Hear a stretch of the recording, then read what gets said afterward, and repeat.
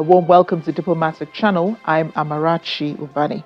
It's going to be another week of Israeli attacks on Lebanon as the Middle East awaits Israeli response to Iran's attacks on Tuesday last week.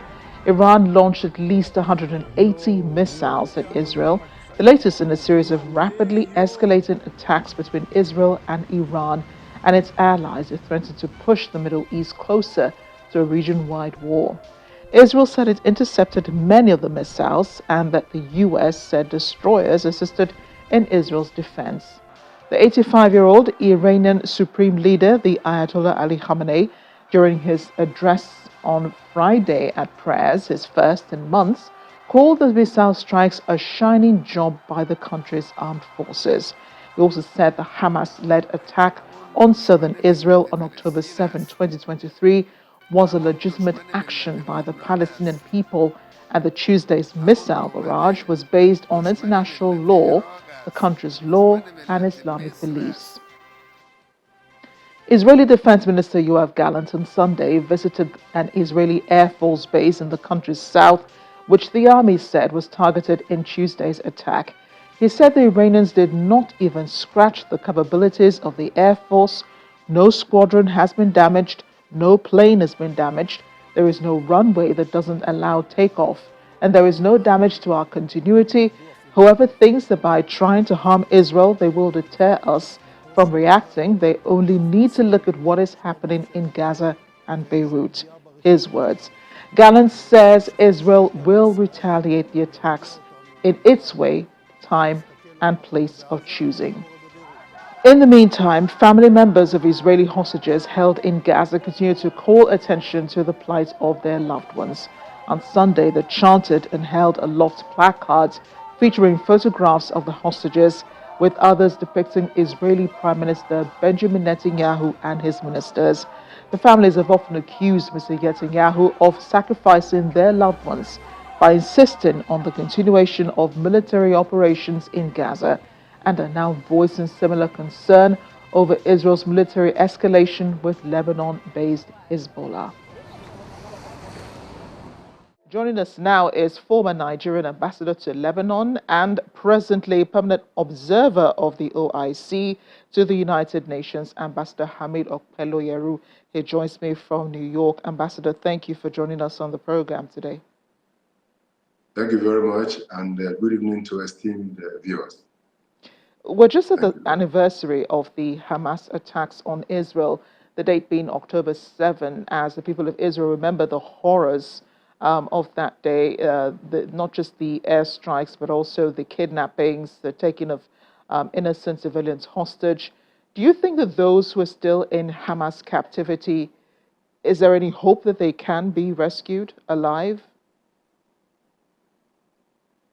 Yeah, I believe so. I believe that a lot of pressures are being mounted actually on both sides to ensure that the hostages are freed, and also the issue of the Israeli airstrikes in Lebanon, and of course in Gaza is halted.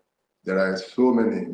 The international community is heavily concerned about the humanitarian disaster that's attendant on the one-year-old war. A lot of people have died. There are about almost 41,000 plus, and even UN agencies that are working for relief of Palestinians also have lost a lot of hundreds of lives. So this humanitarian calamity has actually shocked the human conscience, and I believe that everybody within the global space is concerned about this humanitarian issue. So I believe that something has to be done, and something is being done, because we're now seeing that even with the UN Security Council being unable to implement some of the resolutions on ceasefire, the United Nations General Assembly has actually demonstrated their residual responsibility in maintaining global peace and security. And so therefore, they have also gone in 4 times in their emergency session to emergency special session to ensure that something is being done in the absence of the UN Security Council. So all hands are on deck, and of course, a lot of regional actors are also working around the clock to ensure that this situation in the Middle East is nipped in the bud. But you don't really see, much result on the ground. I know you say the UN is working behind the scenes, but right now, the UN is being seen as a failed organization, especially with trying to calm tensions between Israel and Lebanon and, Gaza, the Palestinians in Gaza. It hasn't really been able to coordinate this fine dance between all of the parties involved. Even Israel is not listening anymore to the United States and going ahead, unanimously with these airstrikes on Gaza and Lebanon and even Yemen at the end. No, I think there are. I think there are pressures, and Israel also is feeling the heat. Only today, Israel actually responded to the French authorities, who asked for some armed embargo. And of course, at the UN side also, you could see that I referred earlier on to the emergency special session that actually was supposed to be that took place in the area of Uniting for Peace. So this session actually has increased the status of Palestine in the UN side, on the UN area. They have also increased, there was a resolution on the implementation of ICJ order, that is the advisory opinion of ICJ, which actually asked for the cessation of occupation of Palestine within 1 year. So there are a lot of pressures really everywhere. And of course, there is also a standing resolution of the UN General Assembly urging the Security Council to also do something in the area, in the area of ceasefire and implementation of the various decisions. So I believe that something is done. Even now, the Palestinians are able to sit down now among member states, thereby increasing their recognition as a state entity within the UN system. And of course, also a lot of countries have also come out with declaration of recognition for Palestine. So these are all tangible gestures that, as they say, little drops of water can also create a mighty ocean eventually. Is that really a solution to the crisis, to the conflict of the ground, a two-state solution, the UN recognizing Palestine as a sovereign state, and then other countries, as you said, also recognizing Palestine as a sovereign state? Is that a solution to what is currently going on? Let's not forget here that Hamas militants came from Gaza to attack Israel on October 7th, and then Hezbollah militants attacked Israel on October 8th. Yes. I believe that these are all manifestations of the inability of the international community to resolve this Palestinian question. But I believe that eventually, with all pressures being brought to bear, there are judicial pressures with the ICJ ruling, there are also moral pressures, there are also diplomatic pressure. And now there's a call now for international conference where a definitive decision will be taken on what to do with the implementation of the two-state solution. But I believe ultimately most member states voted in favor of a UNGA resolution that referred particularly to the two-state solution. And I believe that is actually why many countries are doing that. And the states will normally succumb to global pressures eventually. It happened in South Africa. The CODESA conference was invoked by a judicial decision. So the Palestinians believe that the ICJ decision can also spur some efforts within that regard. And if this conference is convened eventually, there will be a lot of moral pressure. And I believe that also some of the big powers are also thinking of coming together, because this war, these few days has given us some ominous signs that we may even be very close to a nuclear showdown. And that is going to be what they call the mutual assured destruction. That indeed is a fear because much as Iran has been denying for years, it is developing nuclear weapons. Israel, we already know, has nuclear weapons. I wanted to get your perspective on whether Nigeria supports a two-state solution and where we stand as regards Israel and the proposed state of Palestine.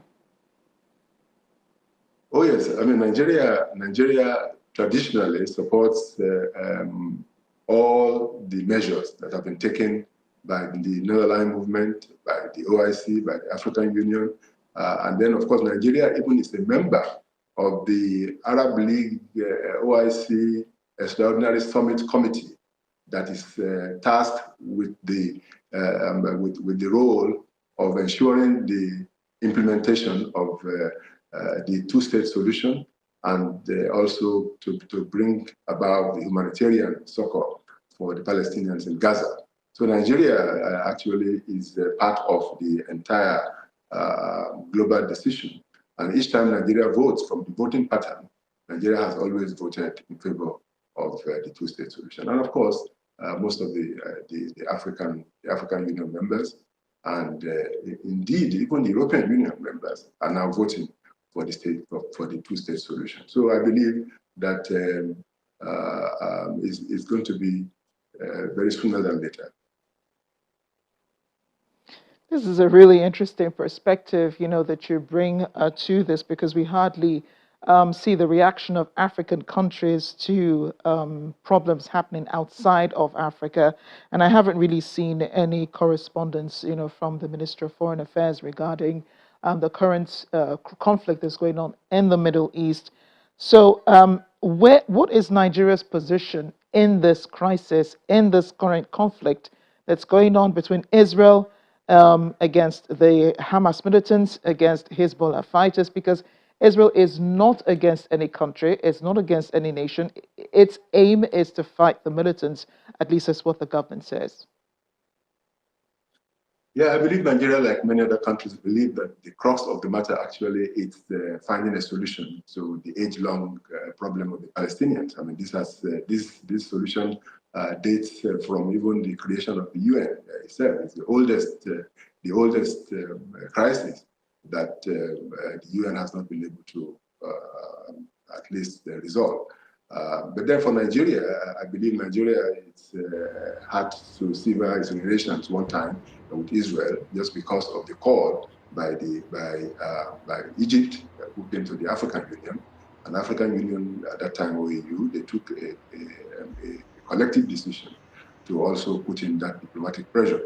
And then, of course, after the Oslo Accords, Nigeria also and many other African countries also resumed their relations with Israel.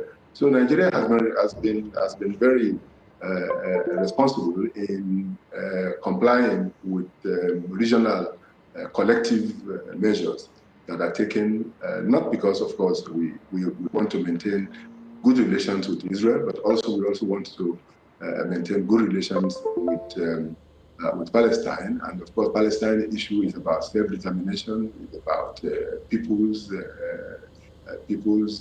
aspiration to live, to restore their inalienable rights to self-determination and to return to their homeland. So I believe that Nigeria is looking at it from justice and then from international legality, and also from its commitment under international law to the purposes and principles of the United Nations, and of course even the African Union, and of course Nigeria municipal law of trying to ensure that no spillover. I mean, our own national security interest also dictates that we should support some of these issues that are happening in the Middle East, in particular Lebanon. Nigerian relations with Lebanon also dated even before Nigeria's independence. We have had a lot of good people-to-people relations with Lebanon, and so therefore from all those parameters, Nigeria actually has a lot of interest in establishing order and ensuring that Palestine also regain their national inalienable rights. The death toll is rising from the Israeli attacks on Lebanon, more so because the militants usually live amongst civilian populations, so it's difficult for Israel to distinguish where you have militants living and then where you have civilians. And then because they're in the areas that are being targeted, the civilians become the casualties of the war. It's very difficult to distinguish morality in this war. Would you blame Israel for the deaths of these civilians? Well, naturally, I believe that, well, Israel sometimes, each time they are attacking a particular area, they always send leaflets and they always send leaflets for people to move. In Gaza, it was very difficult for people to move because it was a very small area. In Lebanon, yes, people could actually move from one area to another, but then, these panic measures, these panic moves, people are panicky, people don't even have a place to go. So definitely war, and you can see even from the 41,000 people that died in Gaza, we see a lot of women and children are affected. Yes, I mean, war is always taking its toll on the vulnerables, the weak, and the children. So really, any small attack is always leaving its devastating effect on the vulnerables, the children and the women, who cannot even they cannot even move. So and that is why the UN agencies and most of the international humanitarian these are involved. And luckily now there are also a lot of humanitarian agencies moving in to see how to alleviate this suffering we are talking about. But then, I mean, war is always something that is not desirable, and it always leaves very untold effect on human beings. So that is the idea. But I believe that these pressures are going to also increase. The more the attacks escalate or the warfare escalates, the more the pressures will be. And I believe that the international opinion will also, the international effect will also be potent enough. And I also believe that Israel too has allies, and the allies will also ensure that they prevail on Israel, and of course, even on the other side also, to give peace a chance in this. People have suffered enough, and 1 year, nobody believed that this war will go on for 1 year. The hostages are there, the attacks are also mounting. So I think it's high time that the guns are silenced. It will be quite difficult to achieve that, the guns being silent, but it is important, isn't it? Now, Iran attacked Israel, sending almost 200 airstrikes, drones and airstrikes into Israel on Tuesday. Israel is yet to respond. I wanted to get your thoughts on what you think what is the Iranian game plan here, because it just seems like, first of all, there is a school of thought that says that Israel planned this whole thing and it's finally gotten what it wants, which is a direct attack on Iran.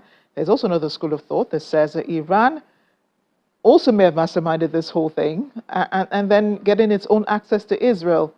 Israel is yet to respond, and there are thoughts that October 7 or the 8th could be the day that Israel finally responds to those Iranian airstrikes. What do you think? Yeah, I think both sides, listening to both sides, you possibly hear from Iran saying that we will also not, believe that self-restraint has come to its limit or has its limit. That means they might also attack again. Israel also is saying that, well, if there is any attack again from Iran, they're going to reply with a nuclear offensive.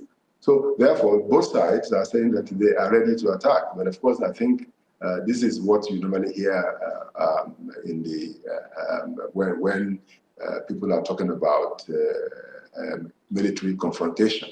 But I think more work will have to be done by the allies, by people who can actually put pressure on these two sides. And I believe they are doing that. I believe that the two world powers, the regional allies, the regional powers are also working behind the scene to ensure that this reprisals action, tit for tat, is not allowed to bring us to the precipice.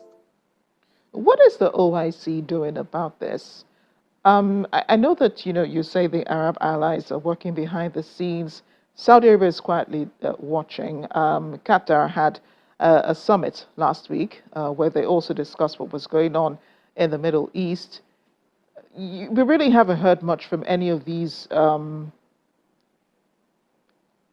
Lebanese allies or the Gaza allies. I don't want to say Palestine because it's not a state yet, but we really haven't heard much from them. And even when the Israeli attacks began last year, many of these countries were not very open to receiving refugees from Gaza.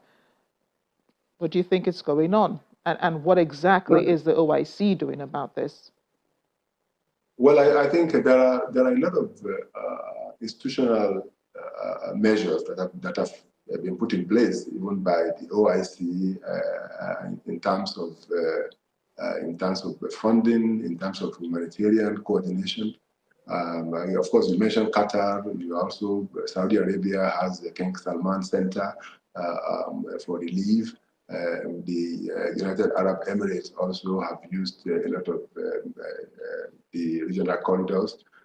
You also have the Al-Quds Committee of the OIC also working through the funding instrument, and you have the Islamic Development Bank, which also has a funding architecture for Palestine. And Palestine is actually the cause célèbre of OIC, and so everything is being done. In fact, I just mentioned the Arab League OIC Extraordinary Summit. There have been almost about 4 or 5 summits recently at head of state level, trying to work around the clock. And this committee of 8 countries led by Saudi Arabia, they have been going around. They were also here last week. They held a stakeout, and they also reeled out all what they are doing in terms of support for Palestine. Well, not only Palestine, but for the humanitarian relief of all those areas where you have those internally displaced and the refugees. So, of course, if I just, in one word, one would just say that if Palestine is the cause célèbre of OIC, then of course it goes without saying that whatever is being done, whatever is possible will be done, including also putting enough pressure on the allies. And like I said to you, most of the European Union, there are visits to the European Union, there are efforts to coordinate positions. They are not resting on their oars at all. Thank you very much, Ambassador Opeloyeru. It's been a real pleasure speaking with you on Diplomatic Channel. Thank you very much, Marachi. All the best, and thank you for inviting me. Before we go, here's a look at other discussions in diplomatic circles.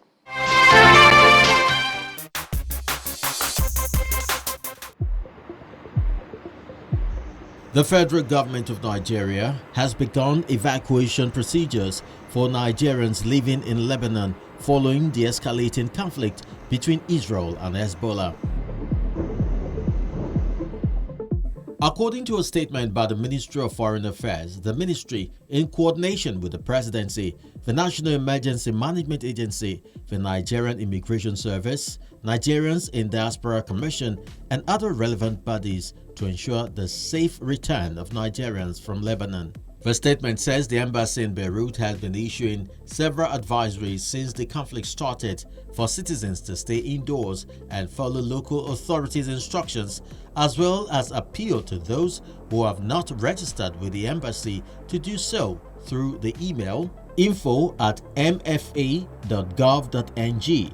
About 500 Nigerians have registered with the mission out of the more than 2,000 Nigerian citizens residing in the country.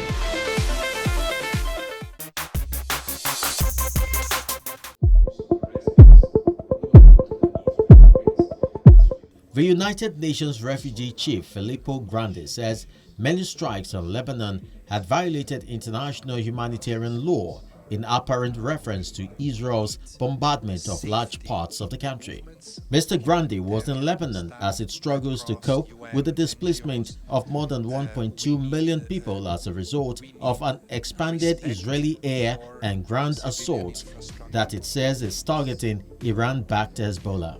Mr. Grandi was in Lebanon as it struggles to cope with the displacement of more than 1.2 million people as a result of the expanded Israeli air and ground operation that it says is targeting Iran-backed Hezbollah.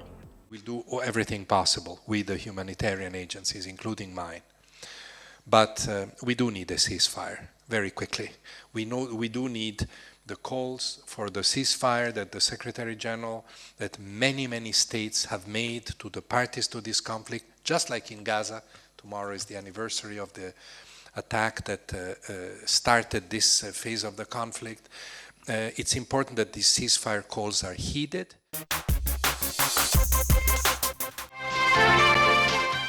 And that's the program this week. Thanks for joining us. I hope you'll do so again next time.